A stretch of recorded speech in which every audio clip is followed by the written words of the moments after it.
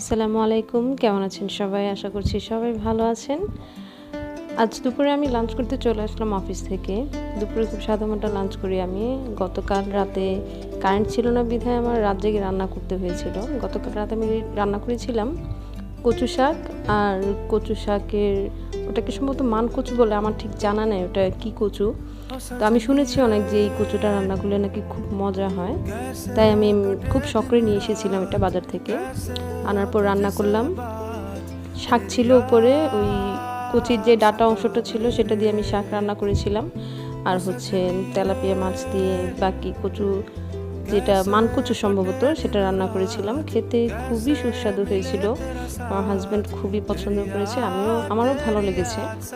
তো দুপুরে তো কচু শাক দিয়ে তরকারি রান্না করেছিলাম, কচু শাক খেয়েছি। অফিস থেকে আসলাম লাঞ্চ টাইমে। আমাদের লাঞ্চ টাইম 1 ঘন্টা থাকে, তো 1 ঘন্টা আমি অফিস থেকে বাসায় আসি লাঞ্চ করার জন্য। অফিসেও সাবসিডাইড খাবার থাকে, বাট আমার সাবসিডাইড খাবারটা ভালো লাগে না, তাই আমি বাসায় চলে আসি, একটু রেস্টও করা হয়। এই তো লাঞ্চ করলাম। তেলাপিয়া মাছের মাথা আমার অনেক পছন্দ, তেলাপিয়া মাছের মাথা খাচ্ছি। আর তারপর পানি খাবো।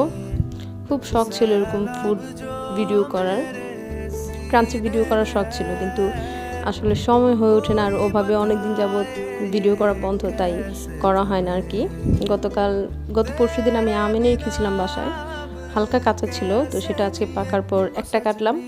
বেশি খাওয়া সম্ভব না, কারণ অলরেডি আমি ভাত খেয়ে ফেলেছি বেশি। আমটা খুবই মজা ছিল, খুবই সুস্বাদু ছিল এবং অত্যন্ত মিষ্টি ছিল। সম্পূর্ণ আমটাই আমি খেলাম, খুবই ভালো লাগলো, খুবই মজা লাগলো, আলহামদুলিল্লাহ।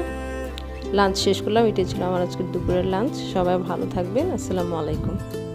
আমার জন্য দোয়া করবেন, আমার পরিবারের জন্য দোয়া করবেন। ভালো থাকবেন সবাই।